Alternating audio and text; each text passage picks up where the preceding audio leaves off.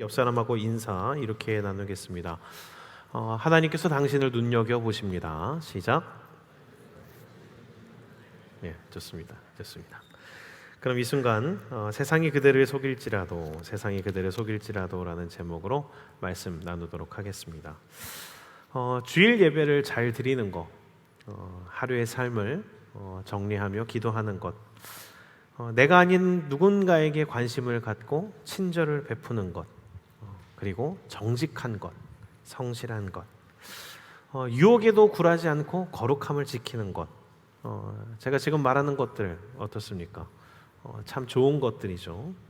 이 중에서 나쁘다고 생각되는 게 혹시 있을지 모르겠습니다만 제가 생각하기엔 너무나 좋은 것들입니다. 그런데 좋은 것들이라도 좋은 취급을 받지 못할 때가 있고요. 귀한 것이지만 오히려 천대를 받을 때가 있습니다. 예전에 그런 일이 있었습니다. 제가 성경 공부를 가르치던 한 아이 중에 중고등부 사역을 할 때 한 아이 중에 참 기특하게도 그 아이가 도전을 되게 많이 받은 거예요. 특히나 매일의 삶 가운데에 하나님께 나아가야 되겠다라는 그런 결단이 생겨서 기도의 시간을 정해놓고 정말 열심히 아침 저녁으로 그리고 때마다 아이가 기도를 하기 시작했습니다. 그 아이의 그 부모님은 같은 교회의 직분자셨고 신앙생활을 빠지지 않고 열심히 하시는 분으로 알고 있었습니다. 그렇게 그 친구가 정말 신앙에 열심을 내며 열심히 기도를 하는 거예요. 그래서 저는 너무 기특하고 그 아이가 하루가 다르게 더 열심을 내고 뭐 봉사에서든 뭐 어떤 면에서든 열심히 하는 면을 보고 참 기특하고 만족스러웠는데 어느 날 그 아이의 부모님이 저를 따로 불러내셔서 찾아오신 겁니다. 그래서 무슨 일이세요? 했더니 자기 아이가 큰일이 났대요. 그래서 저는 무슨 사고라도 난 줄 알았어요. 걱정하면서 혹시 무슨 일이냐고 어떤 큰 일이냐고 했더니 그 집사님이 이러시는 겁니다. 뭐냐면 자기 아들이 요즘 너무 기도를 오래 한대요. 지금 이제 아이가 고등학생이라 공부를 해야 되는데 얘가 공부할 시간도 별로 없는데 자꾸 하루에 한 30분 이상씩 기도를 한다. 그래서 공부 시간이 부족해져서 큰일이다. 자기가 말하면은 애가 잘 듣지를 않으니까 전도사님 말을 잘 듣는 것 같으니까 우리 애를 불러서 야, 기도는 하루에 5분만 해도 된다. 기도 조금만 하고 공부만 해라. 이렇게 좀 가르쳐 달라고. 그렇게 얘기해 달라고 따로 저한테 부탁을 하러 오신 겁니다. 그 순간 그 얘기를 듣고 제가 어떻게 해야 되나 어떤 말을 해드려야 되나 상당히 고민을 했었던 기억이 납니다.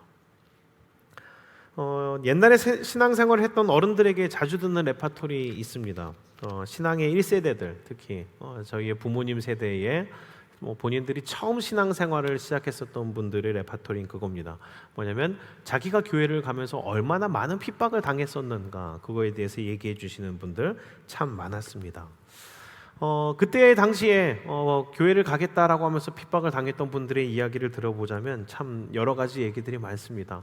어떤 권사님은 교회를 갔다 오니까 자기 친아버지가 가위를 들고 내가 교회를 가지 말라고 몇 번이나 말했는데 너 가는 거냐? 내일부터는 집 밖에도 나가지 말아라 하면서 자기의 머리카락을 듬성듬성 가위로 잘라버렸다. 이런데도 불구하고 미장원 머리 하듯이 보자기로 머리 감싸고 다음 주에 교회를 나갔다. 이런 간증하시는 권사님 계셨고요. 어떤 그 집사님은 교회 가면 아버지가 다리 몽둥이 부러지게 때리겠다라고 했는데 진짜 갔다 오니까 아버지가 강목으로 자기를 끝도 없이 때려서 정말 엉금엉금 기어다닐 정도로 기어다녔던 적이 있다. 이런 이야기를 하신 분도 계시고 또 어떤 분은 자기 이제 그 남편이 교회를 가지 말라고 그렇게 말렸는데 또 교회를 가니까 어느 날 남편이 술을 먹고 교회로 가서 교회 유리창을 전부 다 돌 던져서 깨놨었다. 그래서 민망해서 교회를 가야 되나 말아야 되나 했는데 목사님이 찾아와서 괜찮다고 유리는 갈면 된다고 교회 나가라고 해서 자기가 계속 교회를 갈 수 있었다. 이런 이야기를 하시는 여러 가지 이야기를 들을 수가 있었습니다. 참 생각해보면 대단합니다. 우리 부모님의 그 신앙 1세대들 그런 분들이 참 이런 어려움들을 겪으면서 신앙생활을 해오셨었던 겁니다. 또 어떤 청년한테는 청년생활하다 그런 얘기 들었었어요. 어느 날 길을 가다가 핸드폰을 주었대요. 근데 이 친구는 뭐 믿음 생활한 지 그렇게 오래된 친구가 아니었었던 것 같아요. 그런데 그 친구가 좋은 일을 해야겠다 싶어서 목사님한테 말씀도 듣고 정직하고 성실해야 된다 해서 바쁜데도 불구하고 그 핸드폰을 일부러 경찰서에 가져다가 주었답니다. 잘 찾아가라고. 그런데 얼마 후에 연락이 왔대요. 그 핸드폰 주인한테. 뭐였냐면 이제 좋은 일 하니까 칭찬받나 고맙다고 하려나 해서 전화를 받았더니 다짜고짜 화를 내더랍니다. 뭐냐면 왜 그걸 경찰서에 갖다 줬냐고. 경찰서가 멀어서 자기가 택시비 들었다고 하면서 택시비 물어내라고 그 사람이 그렇게 자기한테 따지더랍니다. 그래서 그 얘기를 듣고 좋은 일 괜히 했나? 내가 이렇게 살면 안 되나? 바쁜데도 경찰서에 갖다 줬는데 고맙다는 얘기 하나를 못 듣고 이런 어이없는 일을 겪네 하면서 과연 정직하게 살아야 되는 건가라는 거에 대한 의문이 들었다고 합니다. 오늘 말씀부터는 요셉이 등장합니다. 야곱이 세겜의 사건 이후로 아버지가 살았던 땅, 하나님이 머무르라고 하신 땅, 가나안 땅으로 돌아와서 정착을 하게 됐습니다. 이제 과거의 어려움들을 잊고 이젠 평범하고 단란하게 살기를 바랬는데 또 사건이 일어납니다. 어떤 사건이 일어날까요? 그것은 오늘 읽은 말씀 3절 4절에서부터 무언가 일어날 암시가 딸립니다. 그 암시가 뭐냐면은 형제들 사이가 안 좋은 게 이제 보이는 겁니다. 아버지가 자식을 사랑하는 것 나쁜 일이 아니죠. 너무나 좋은 겁니다. 그리고 당연한 겁니다. 그러나 아버지가 자식을 사랑하는 그 사랑도 좋은 환경 가운데, 뒤틀어진 환경 가운데 있으면 좋은 것이 좋은 것으로 있을 수가 없습니다. 이전의 스토리를 알고 있겠지만 야곱의 가정이 그러했습니다. 레아와 라헬, 그리고 거기다가 실바와 빌하까지 이 어머니들과 외삼촌이 엮여 있는 그들의 어떠한 죄악과 실수들과 질투들이 엮여 있는 가운데 야곱의 가정이 평안한 가정이 아니었습니다.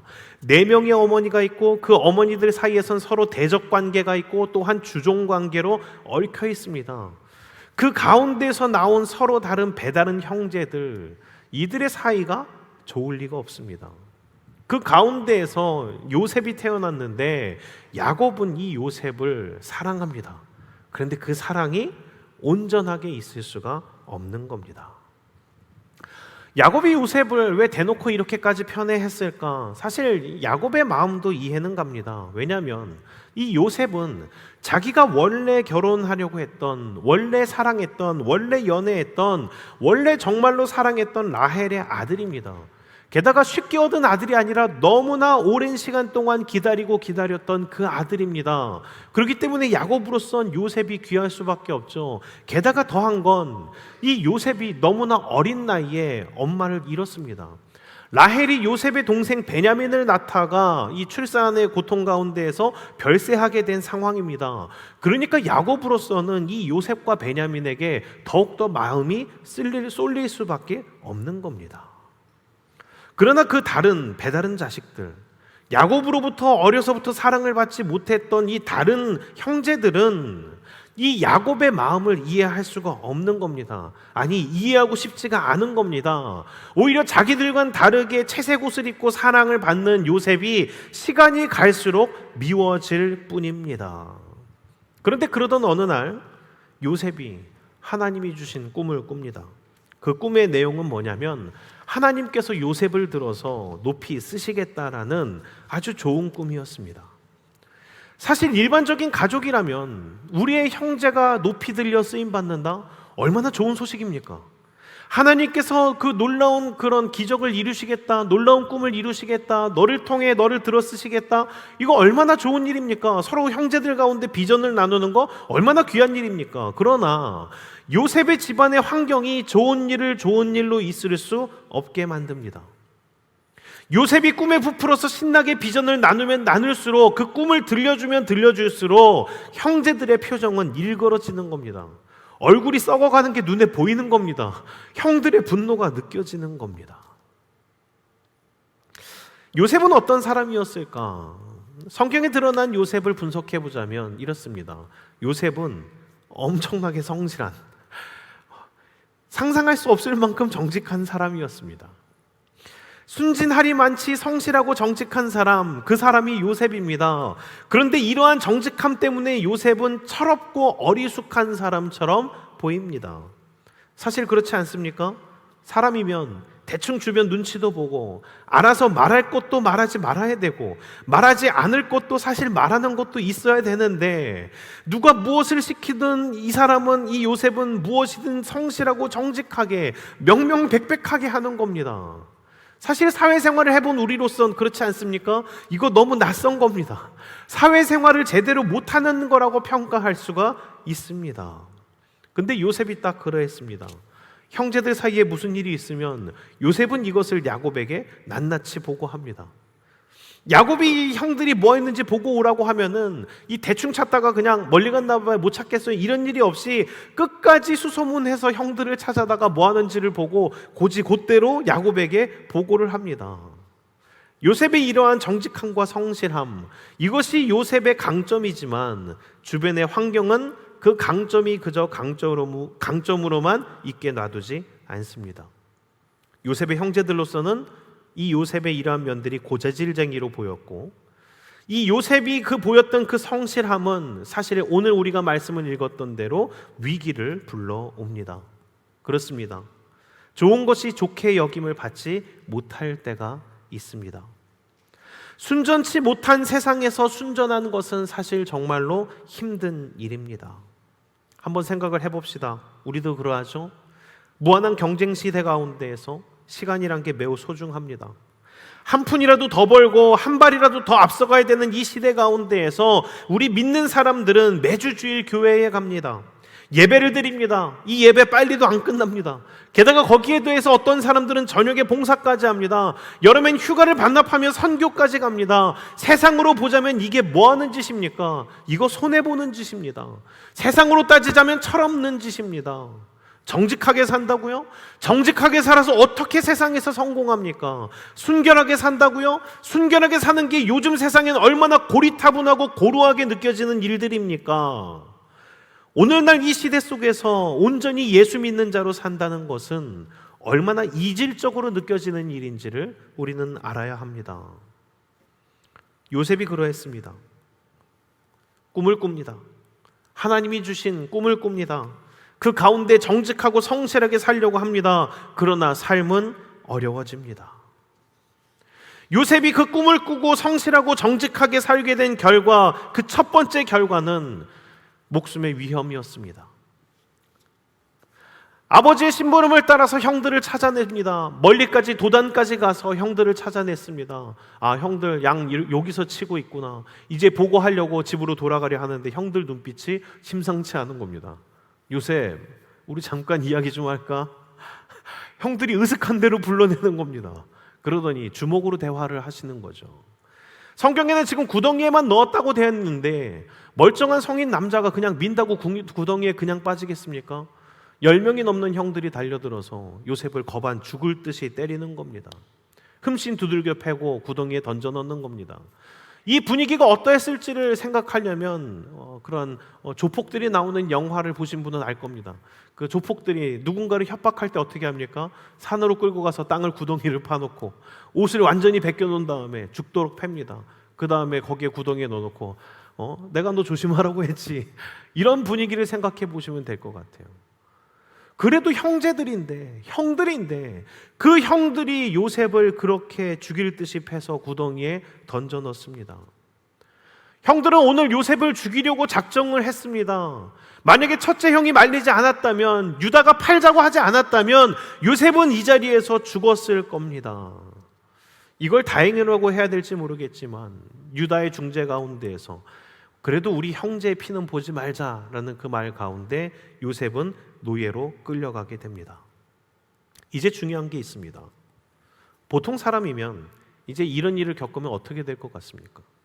이런 일을 겪으면 흑화됩니다. 아, 내가 병신같이 살았어. 내가 괜히 하나님 들먹이면서 괜히 정직하게 살려다가 이 모양 이 꼴이 됐어. 내가 형들 처음부터 의심했으면은 괜찮았을 텐데 내가 형들을 잘못 믿었다가 이렇게 배신당했어. 하나님 믿은 결과가 뭐야? 정직했던 결과가 이게 뭐야? 성실했던 결과가 이게 뭐야? 믿었던 형제들에게 배신당한 이 상처가 얼마나 크겠습니까? 두드려 맞은 그 상처가 얼마나 아프겠습니까? 자기의 모든 신분을 잃고 노예가 되었는데 이 노예가 된 상처가 얼마나 깊겠습니까? 야곱으로부터 들어왔던 그 하나님, 그 함께 하신다는 하나님은 도대체 어디 가고 자기는 그 아버지의 따뜻한 집에서 이런 노예 생활로 전락했단 말입니까? 이런 경험을 겪으면 보통 사람은 사람이 증오스러워집니다. 자기가 이전에 살던 방식들을 버리게 됩니다. 악독해지게 됩니다. 똑같이 분노하게 됩니다. 그러나 이걸 어떻게 설명해야 될까요? 요셉은 좀 이상합니다. 노예로 팔려왔는데 그 일을 겪었는데 노예가 노예 같지 않습니다. 노예라면 주인의 채찍이 무서워서 주인 눈치만 보면서 일하는 척만 해야 되는데 얘는 여전히 바보같이 정직합니다. 주인이 보지 않은 곳에서도 성실합니다. 주인이 보기에도 이상하고 주변의 다른 노예들과 다른 직원들이 보기에도 이상합니다. 쟨 도대체 어떻게 대먹은 애야? 그런데 주인은 그 요셉을 기뻐합니다. 그리고 이렇게 얘기합니다. 요셉에게 맡겨놓으면 뭐든지 안심해도 돼. 요셉 쟤는 보통 애들과는 달라. 쟨 특별한 애야, 이상한 애야. 쟤한테는 일을 믿고 맡길 수가 있어. 요셉은 노예로 들어갔는데 빠른 시간 안에 가정 총무가 됩니다. 그러나 여기서 요셉의 이야기가 끝나지 않습니다. 말했듯이 뒤틀린 사람들과 사회는 순전함을 그대로 놔두지 않습니다. 요셉에게 다시 위기가 닥칩니다. 요셉이 상상도 못했던 새로운 위기입니다. 무엇이냐면 그 자기가 섬기는 보디발 장군의 아내 주인 마님이 요셉을 눈여겨본 겁니다. 어느 날 주인 마님이 야심한 밤에 요셉을 부릅니다. 요셉, 너 잠깐만 이리 와봐. 벌써 분위기부터가 이상합니다. 그래도 주인이 부르니까 요셉은 어길 수가 없습니다. 부르니까 가야 됩니다. 예, 주인 마님 부르셨어요 하니까 주인 마님이 무섭게 그러는 겁니다. 요셉, 너 라면 먹고 갈래? 얼마나 무섭습니까? 그런데 우리가 생각해 볼 게 그겁니다. 요셉은 혈기가 들끓는 남자입니다. 그리고 이 주인 마님이라 하지만 그래도 당대에 잘 나가는 보디발 장군의 아내입니다. 그 잘 나가는 장군이 아무 아내나 삼았을 리가 없습니다. 눈앞에는 너무나 이뻐 보이는 주인 마님이 온갖 유혹을 합니다. 성적인 유혹뿐만 아니라 너 내 말만 들으면 여기서 훨씬 더 잘 먹고 잘 살 수 있어. 너에게 모든 걸 보장해 줄 수 있어. 네가 원한다면 나중에는 자유인이 될지도 몰라. 수많은 사탕발림으로 매일같이 요셉을 유혹합니다. 여기에 요셉은 모르는 척 넘어가기만 하면 됩니다. 그러나 요셉은 여기서 일반 사람들과 다른 선택을 합니다. 그것이 바로 요셉이 말한 유명한 고백입니다. 창세기 39장 9절 말씀입니다. 우리 같이 한번 읽어보도록 하겠습니다. 시작. 이 집에는 나보다 큰 이가 없으며 주인이 아무것도 내게 금하지 아니하였어도 금한 것은 당신뿐이니 당신은 그의 아내임이라. 그런즉 내가 어찌 이 큰 악을 행하여 하나님께 죄를 지으리까. 아멘. 주인 마님은 지금 보는 사람 아무도 없으니까 괜찮다. 요셉, 너 내 말만 들으면은 너 쌀밥에 고깃국 매일 먹을 수 있다. 너 네가 원하는 거 내가 다 들어주겠다. 너 나랑 새로운 관계를 만들자. 이런다 하더라도 요셉은 딱 이것을 고백합니다. 나는 사람이 아니라 하나님께 죄를 지을 수가 없습니다. 주변에 보는 사람들이 없다고요? 아니요. 하나님께서 저를 보고 계십니다. 하나님께서 나와 함께하고 계십니다. 요셉이 어떻게 성실할 수 있는가? 요셉이 어떻게 다른 선택을 하고 다른 길을 걸을 수 있는가? 여기서 드러나는 게 요셉의 신앙입니다. 그렇습니다. 이게 바로 그 유명한 코람데오, 하나님 앞에서입니다. 사람들이 안 본다고요? 그런데 하나님이 보고 계십니다. 사람들의 눈만 의식했으면 저는 이렇게 살지는 않았을 겁니다. 저는 그것을 믿고 그것을 압니다. 하나님이 지금 저를 보고 계세요. 하나님이 지금 저와 함께 계세요. 사람들은 없지만 지금 주인마님과 나 사이에 하나님이 계십니다. 그래서 저는 죄를 지을 수가 없습니다. 요셉의 이 멋진 신앙 고백, 하나님에 대해서 아는 사람이 있다면 박수를 쳤겠지만 주인 마님은 하나님을 모릅니다. 자존심만 상했습니다. 그래서 요셉을 어떻게 하냐면 성범죄자라는 누명을 씌워서 감옥으로 보냅니다. 정직함과 거룩함을 지키려고 했던 대가가 성범죄자가 되어 감옥에 갇히는 거가 거였습니다. 웬만한 사람이라면 이제 이 정도 됐으면 하나님을 원망하며 신앙을 잊어버립니다. 심각한 사람이라면 이런 더러운 세상 더 이상 살기 싫다며 자살을 했을지도 모릅니다. 왜냐하면 억울하기 때문입니다. 사람이 제일 견디기 힘든 게 사실은 그 감정입니다. 억울함입니다. 자기는 조금이라도 마음이 있었다면 모르겠지만 나는 오히려 거룩하기 위해서 애를 썼는데, 내가 죄를 저질렀으면 당연히 받겠는데 전혀 죄를 저지르지 않았는데, 내가 어떻게 쌓은 지위인데, 내가 얼마나 성실하게 노력했는데, 하나님도 알고 이건 사람들도 다 알 텐데 왜 내가 지금 죄인의 누명을 써야 돼? 내가 왜 모든 것을 잃어버려야 돼? 이러한 한탄 가운데 마음이 힘들었을 텐데, 요셉은 여기서 또 다른 반응을 보입니다. 그 모든 걸 잃고 감옥으로 갔는데도 요셉이 변하지 않습니다. 이게 요셉의 가장 놀라운 점입니다. 형들의 배신에 이어서 주인 마님의 모함까지 있습니다. 노예 생활에 이어서 이젠 범죄자의 인생으로 전락해버렸습니다. 너무나 절망적인데도 불구하고 요셉은 그 가운데에서 믿음을 잃어버리지가 않습니다. 그 감옥에 갇혀서도 얘는 정직함과 성실함을 잃어버리지 않습니다. 그게 간수들이 신기한 겁니다. 쟨 죄인으로 들어왔는데 죄인 같지가 않은 거예요. 쟨 뭐야? 어떻게 대먹은 애야? 어떻게 죄인이 이렇게 성실해? 어떻게 죄수로 들어온 놈이 이렇게 정직해? 쟤는 내가 봐도 모함 쓴 거야. 누명 쓴 거야. 야, 쟤는 믿고 맡겨도 되겠어. 죄인으로 들어온 요셉이 무슨 일을 하냐면 간수장의 눈에 들어서 죄인인데도 불구하고 죄수를 다루는 그 간수장의 행정일을 보는 간수와 같은 일을 하게 됩니다. 그렇습니다. 요셉이 그러합니다. 나락으로 세상은 떨어뜨리는데 가는 곳마다 놀랍게도 다시 세움을 받습니다. 나락으로 떨어뜨려서 절망의 상황 속에 빠졌는데 그 가운데 알 수 없는 믿음으로 일어서 있습니다. 게다가 나중에는 하나님의 때에 하나님께서 이 요셉을 이집트의 2인자 총리로 세웁니다. 요셉의 인생을 보면 알겠지만 요셉에게 있어서 계획과 예상이 맞아지는 게 하나도 없었습니다. 세상은 하나님 앞에서 정직하려는 요셉을 가만히 놔두지 않았습니다. 세상은 결국 요셉을 바닥까지 계속해서 끌어내렸습니다. 이제 그만 그 믿음을 포기하고 우리와 똑같아지자는 겁니다.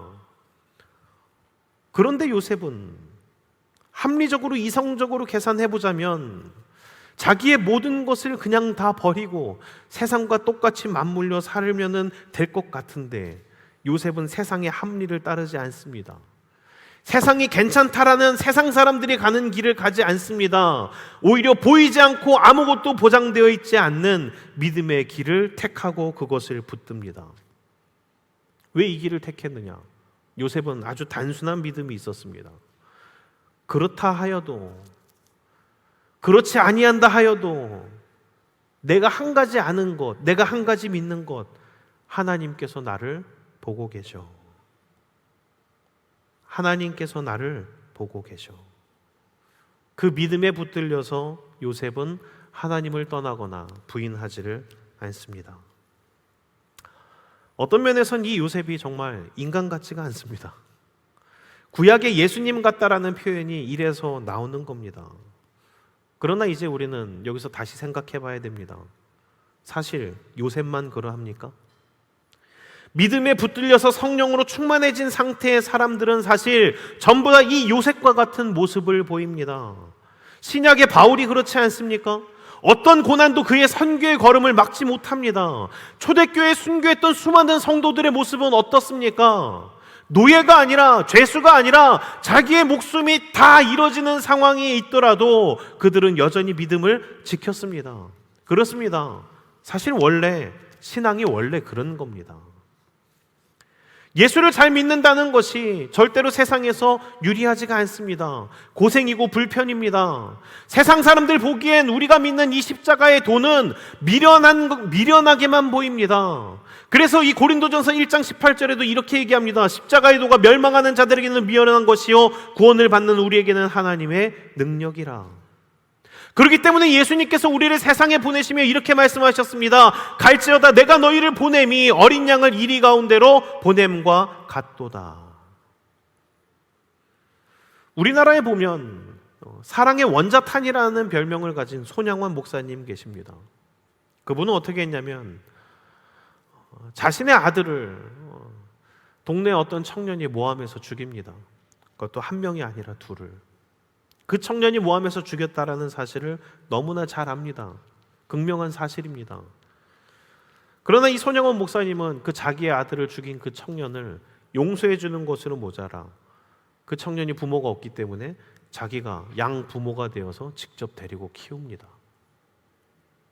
정말 이건 미쳤다는 말로도 부족합니다. 그뿐 아니라 서석평 선교사님에 대해서는 들어보셨습니까? 서석평 선교사님뿐만 아니라 양화진에 묵혀 계신 수많은 선교사님의 일대기에 대해서 혹시 들어보셨습니까? 어떻게 사람이 그럴 수 있지? 자기와 전혀 상관도 없는 그 민족, 그 나라를 위해서 어떻게 자기의 가족들과 자기의 목숨을 이렇게 내던질 수 있지? 이해가 가지 않습니다. 근데 그게 성령에 붙들린 사람들입니다. 성령에 붙들린 사람들은 누구 하나도 예수님 같지 않은 사람들이 없었다라는 겁니다. 성범죄자 죄수 요셉, 객관적인 눈으로 보자면, 사회적인 눈으로 보자면 눈치 제대로 못 보고 사회성이 없어서 이렇게 전락해버린 바보 같은 사람입니다. 그런 사람이 세상에서 무엇을 할 수 있을까요? 하나님은 이런 사람들을 통해 과연 세상에 무엇을 할 수 있을까요? 우리는 의심스러운데 성경은 여기에 대해서 이렇게 증언합니다. 그 요셉을 통해 수많은 모든 민족들 만민들을 살린다. 그 요셉과 같은 신약의 성도들, 그 사도들을 통해 오늘 우리에게 복음이 왔습니다. 너무나 연약해 보였던 그 하나님의 나라, 하나님 나라의 백성들, 양과 같은 사람들을 통해 오늘날 수많은 나라가 바뀌고 제도가 바뀌고 문화가 바뀌어 왔습니다. 그 강대해 보였던 이집트와 로마는 역사에서 사라졌는데 하나님 나라의 백성과 교회는 여전히 성장하고 확장되고 있습니다. 말씀을 마치겠습니다. 주님께서 말씀하셨습니다. 우리를 이리떼 사이에 사는 양이라고 말입니다. 그 말이 딱 맞습니다. 우리는 연약합니다. 사회에 보면 훨씬 더 똑똑하고 잘 나가는 사람들이 많습니다. 몇 안 되는 양들이 그 이리떼를 이길 수 있을까요? 우리가 그들 가운데에서 살면서 과연 그들을 순화시키고 변화시킬 수 있을까요? 고작 12명이 하나님 나라를 이룰 수 있을까요? 총칼을 같이 들고 싸우는 것도 아니고 아무것도 없이 십자가 지는 것으로 세상을 변화시킬 수 있을까요? 성경은 그거에 대한 답입니다. 풀은 마르고 꽃은 시드나 하나님 말씀은 영원합니다. 하나님께서 일하시기 때문에 그 일이 가능해지는 겁니다. 요셉이 자기의 힘과 지혜와 능력으로 무엇을 이룬 게 아닙니다. 요셉은 그저 하나님의 때에 하나님이 쓰실 수 있도록 변질되지 않고 기다렸을 뿐입니다. 믿는 자로 사는 걸음이 때로는 고난일 수 있고 때로는 지루한 기다림의 연속일 수 있습니다. 그러나 코람되어 하나님께서 우리를 지켜보고 계십니다. 예전에 김장훈이라는 가수가 불렀던 노래가 있습니다. 그게 오늘 설교의 제목입니다.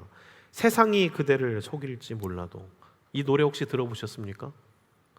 그 가사가 이렇습니다. 마지막 후렴구가 이젠 모든 걸 말할 수 있어요. 그 누구보다 그대를 사랑했음을. 세상이 그대를 속일지 몰라도 내가 그대 곁에 있음을 기억해요. 이 가사가 너무나 마음에 듭니다. 세상이 그대를 속일지 몰라도 내가 그대 곁에 있음을 기억해요. 세상이 우리를 속일지 몰라도 하나님께서 우리 곁에 계십니다. 이 노래는 하나님께서 우리에게 불러주시는 노래 같아요. 그렇습니다. 세상 가운데 순전한 믿음의 사람으로 산다. 세상 가운데 우리는 속을지 모릅니다. 고난당할지 모릅니다. 고통당할지 모릅니다. 예수 그리스도를 잘 믿고 사는 걸음이 평안한 걸음이 아니라 고난의 연속일 수 있습니다. 그러나 하나님께서 우리와 함께 합니다. 우리가 예수를 믿는 믿음을 지키는 것은 먼 미래의 보상 때문이 아니라 약속된 미래가 있어서가 아니라 함께 하시는 하나님으로 인하여 그저 오늘을 살아가는 겁니다. 그러나 놀랍게도 하나님 안에서 살아가는 오늘은 하나님의 때에 하나님 손 안에서 놀라운 기적의 순간이 됩니다. 그렇기 때문에 오늘을 그저 잘 살아가시기를 바랍니다. 눈이 부시게.